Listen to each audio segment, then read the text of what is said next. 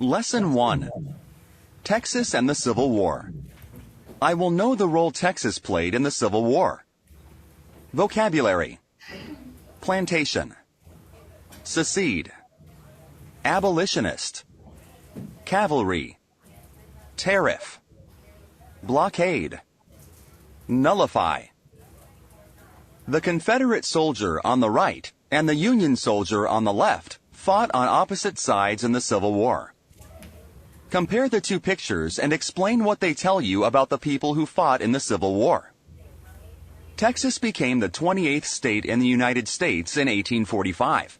But 16 years later, Texans would decide to leave. What happened? Like people in other southern states, many white Texans had different beliefs from people living in the northern United States. The most important difference was about slavery. Slavery in Texas. African Americans had come to Texas with the first settlers, but they did not come freely.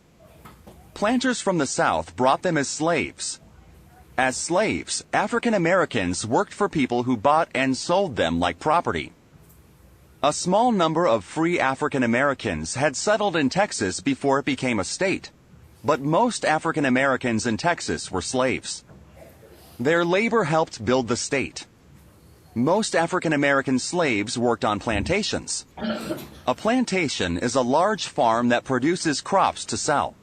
Enslaved men, women, and children labored long hours in the fields. Others worked in the house and at trades such as carpentry or blacksmithing. Whatever type of work they did, they were not paid and they had no say over their lives.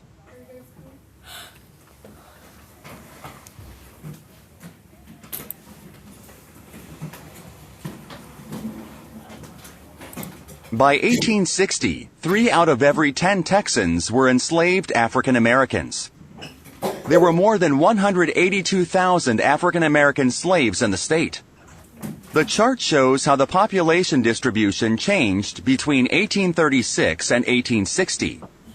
The population distribution tells about the different groups of people living in an area. In this case, the percentage of enslaved people increased greatly.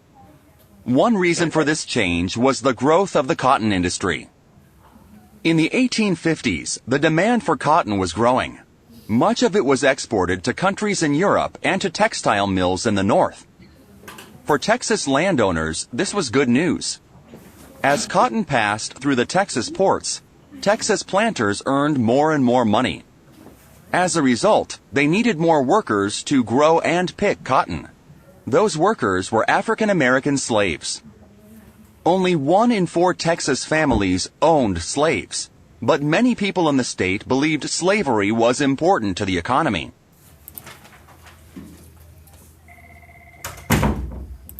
North and South disagree.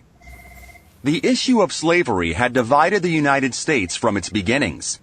By the mid-1800s, many Anglo-Americans in the South believed in slavery. They said their agriculture depended on slave labor, but a growing number of Northerners opposed slavery. They believed all people should be free. People who wanted to end slavery were known as abolitionists.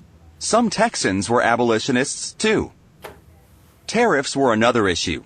A tariff is a tax paid on goods that come from another country. The North had many factories and tariffs helped them sell goods. Their goods were less expensive than imported goods that were taxed. Since the South had few factories, tariffs did not help their economy. Instead, tariffs meant that people either had to pay more or buy Northern goods. They felt that was unfair. Northerners and Southerners had different ideas about states' rights too. Many Northerners believed national laws applied to everyone, to every state. Many Southerners, on the other hand, felt states could nullify or cancel laws they disagreed with. For example, what would happen if the United States decided to outlaw slavery? Southern states wanted to be able to nullify such a law. In 1860, the United States elected a new president, Abraham Lincoln, who was against the spread of slavery. Many people in the South strongly disagreed with Lincoln. In fact, many Southerners began talking about leaving the United States.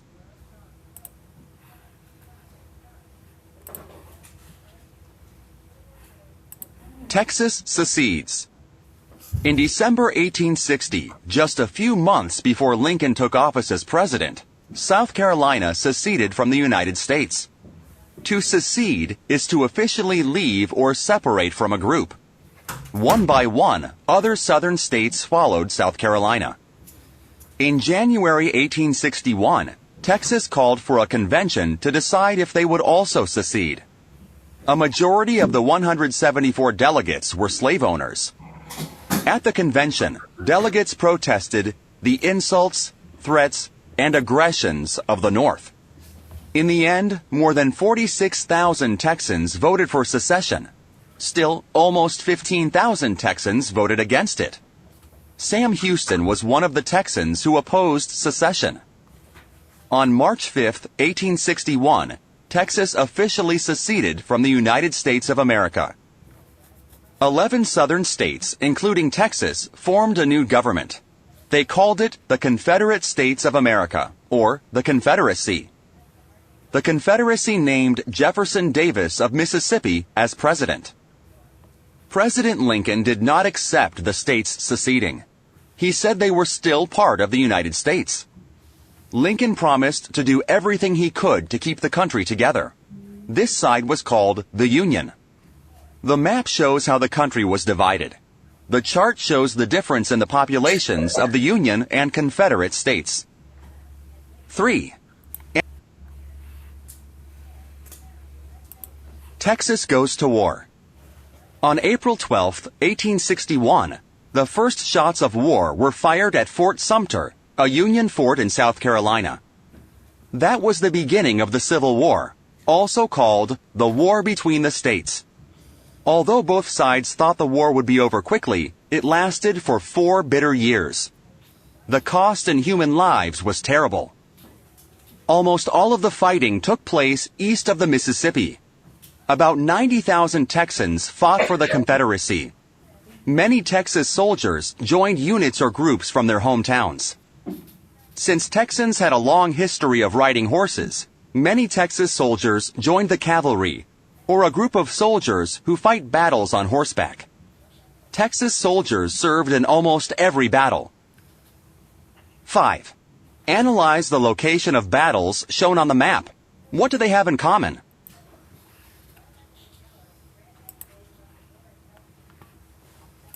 The war had a direct impact on Texas's port cities.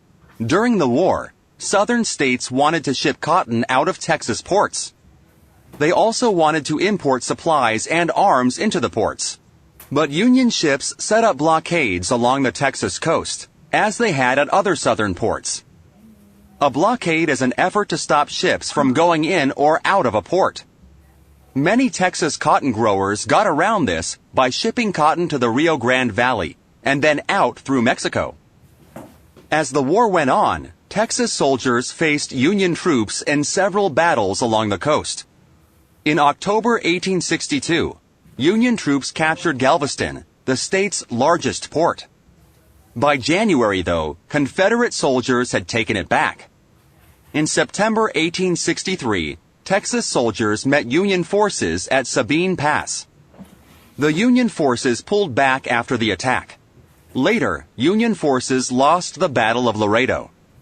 Colonel Santos Benavides led the Confederate soldiers at Laredo. He was the highest-ranking Mexican-American who served the Confederacy. 6. Describe the impact of the Civil War on Texas port cities. The promise of freedom. The war continued on. In 1863, President Abraham Lincoln issued the Emancipation Proclamation. This document declared that all persons held as slaves in the Confederacy were free. Emancipation is the act of freeing someone.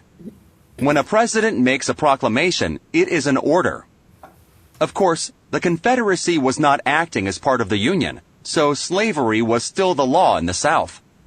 Slavery was not outlawed in the United States completely until after the war ended. But the stage was set for slavery to end in the United States once and for all. On the home front. The Civil War impacted Texas in many ways, both on the battlefield and at home. By the end of 1863, most free Texas men had left home for the war. So many women ran their households alone. They took care of farms, ranches, and businesses until their husbands returned. Children helped too. Women also were active in the war. Some sewed uniforms for soldiers. Others ran or worked in hospitals for the wounded. Everyone had to live with shortages caused by the blockade. From food to clothes to medicine, Texas families could not get many goods they counted on. People did what they could to deal with the shortages. For example, people spun their own fabric and made their own clothing. And when they needed paper to write something down, they used wallpaper. And for everyone left at home, one of the greatest hardships was worry about the men who were fighting. One Texas woman wrote, "Sorrow is added to sorrow. War makes its widows by the thousands." 7. Describe the impact of the Civil War on Texans. How did the war affect women in Texas? The war ends. By 1865, the Confederate Army was worn out, and the Confederate economy was broken. The loss of life was overwhelming. Almost 500,000 Confederate soldiers were dead or wounded. After many hard battles, the Union finally won. In April 1865, Confederate General Robert E. Lee surrendered to Union General Ulysses S. Grant in the village of Appomattox Courthouse near Richmond, Virginia. But other Confederate forces fought on. On May 13, 1865, Texas troops defeated Union soldiers at the Battle of Palmetto Ranch near Brownsville. It was the very last battle of the Civil War.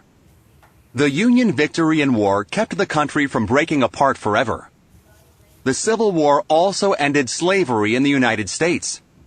In 1865, the 13th Amendment made slavery illegal in all states.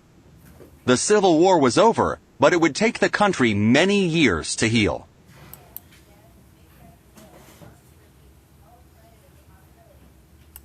Got it?